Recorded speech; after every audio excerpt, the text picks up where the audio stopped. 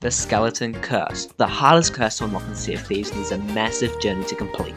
A minimum of 120 ships to sink, abnormally long wait times and hours of blood and sweat put in to progress through the 100 levels Sea of Thieves has to offer. In this very special video, I display my PvP journey in Sea of Thieves from the very beginning to the very end, where I unlock the best curse Sea of Thieves has to offer.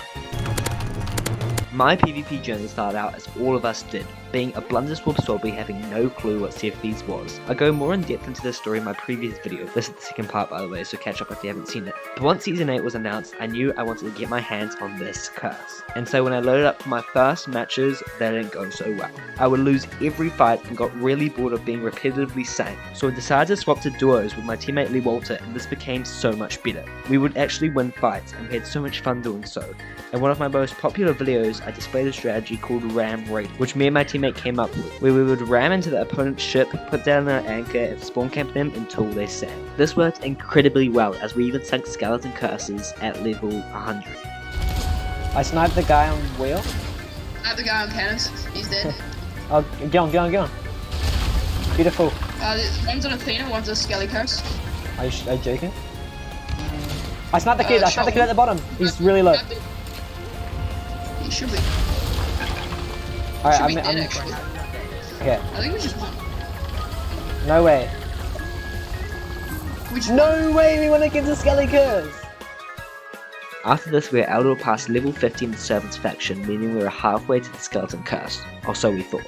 People had gone a lot better at the game, and we came across many Skeleton and Ghost curses, and ram raiding wasn't holding up too well. We decided to take a break and work on our PvP ourselves by doing solo. Solo PvP is the absolute best and fastest way to get better in Sea of Thieves, and we both worked on our own to get to level 70. Although I was getting pretty good, I could barely get a 2 streak without dying. Maybe a 3 streak if I was lucky, but I wanted to get the ultimate streak of 4, becoming a faction champion. First, I versed a Fates of Fortune champion, and as we were exchanging cannon fire, he had got down my mask and I was filling up with water fast. But because of the amount of cannon fire I dealt to him, he couldn't apply pressure, and when he did, he ultimately sunk. The next fight, I died to this guy's boarding attempt, but because of the amount of damage I caused to his ship beforehand, he sank trying to spawn camp me. Now the third fight was super easy, as this guy had just finished selling his loot and had logged off, leaving me to sink his ship. Now I was only 1 win away from my first ever solo champion streak, so I queued for my next game. Now this guy was very decent and we both exchanged many cannon filled broadsides, but after getting his mask down I thought I'd won, but he somehow recovered. While chasing him after his incredible recovery, I realized the reason for his recovery was that he didn't patch up any of his holes, and the amount of holes I dealt to him didn't allow him to catch up with the bucketing, giving me my first ever solo champion streak. But I didn't stop there. I continued playing after lowering my first streak. First, I versed a pretty decent player, but after getting his mask down, I started the infamous Death Spiral. Now, Death Spiraling is a very effective strategy after getting down someone's mask, as it allows you to cover them in holes, leaving no chance for recovery. And after one-balling this guy, he ultimately sunk for my first win. Now, my second win was pretty easy once I hit a lovely snipe on this guy, killing him and allowing me to hit some lovely chain shots onto his mask, giving me the second dub. Now, my third fight was very interesting. After getting his mask down when mine was already down, he boarded me and caught me off guard, but while waiting for my respawn, he forgot I had hit his ship multiple times, allowing me the third win. No way I just broke. This guy boarded my ship and left his ship and sunk. Now my final fight was against a very good opponent that I versed many times before. Me and this guy are very even, and after many exchanges of cannon fire, I hit an amazingly lucky 1-ball, giving me the 4th and final win to grant me my 2nd ever champion streak. Now after these amazing fights, I got caught with many annoyances. Hit rig after hit rig, I would hit these guys multiple times with both chain shots and gun shots, which wouldn't do any damage. As well as this, server merges became so annoying, especially after me and Malta had just sunk his crew with heaps of supplies. So? Oh, Bitch. no way! No way, we just got server merged!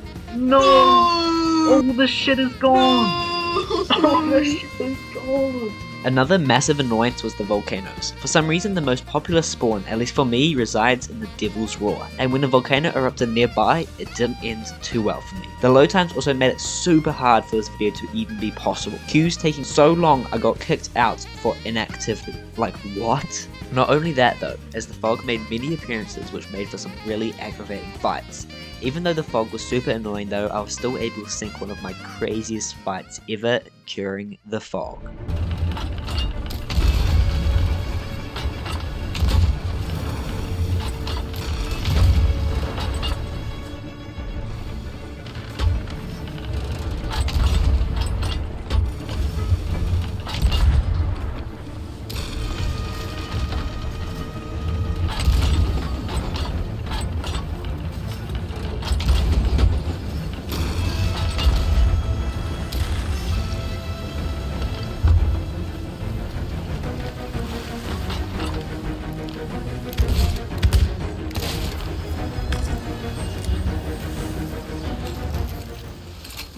But apart from the annoying stuff, I had some really nice encounters, including someone who, after they ran out of supplies, decided to help me repair my ship while their one sank to the bottom of the ocean. I also had a lovely encounter with a day 1 player who didn't know what the hell was going on and kept asking us not to sink him. So unfortunately we have to sink no you. clue or what you're we... talking about. While me and Mortal were playing duos, we came across streamers and YouTubers Nessie and Massive Sponge, who even though they absolutely clapped us, Walter was able to kill Nessie, a level 1000 gold curse. Rumble.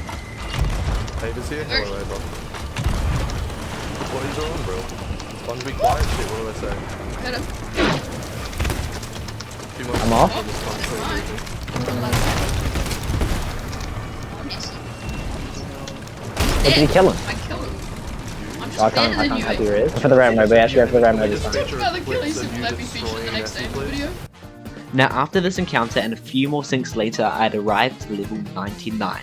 I only had to reach level 100, meaning I had to sink 3 more ships, so I queued for my final fights. First, I burst a Fates of Fortune ship, and after getting down his mast, it was looking pretty good, but he had just got down my mast as well. I took this as an opportunity to snipe him and get him off cannons. While I repaired, I got a better angle for myself. After this, I was in the perfect position for some shooting, and as he went to harpoon me, I one-balled him, giving me the win. Now my second fight was pretty easy once this guy nosed me. I hit some nasty chains and started the death spiral, and to make it even better, I one-balled him. I didn't create enough holes though, as he came back and instantly applied pressure to me, but as I hit him once with the cannon, I knew he was low enough for a cheeky snipe, giving me the win.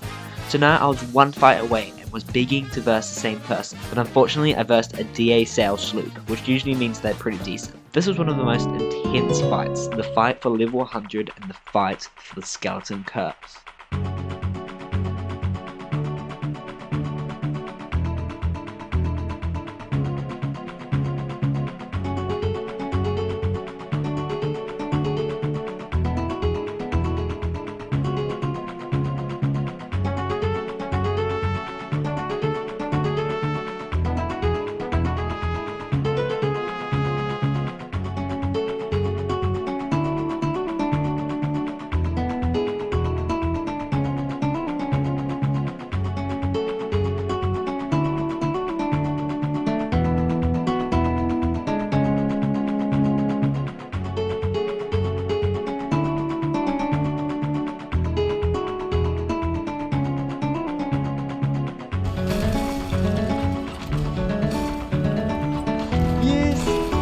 This is my one for the skeleton curse, bro.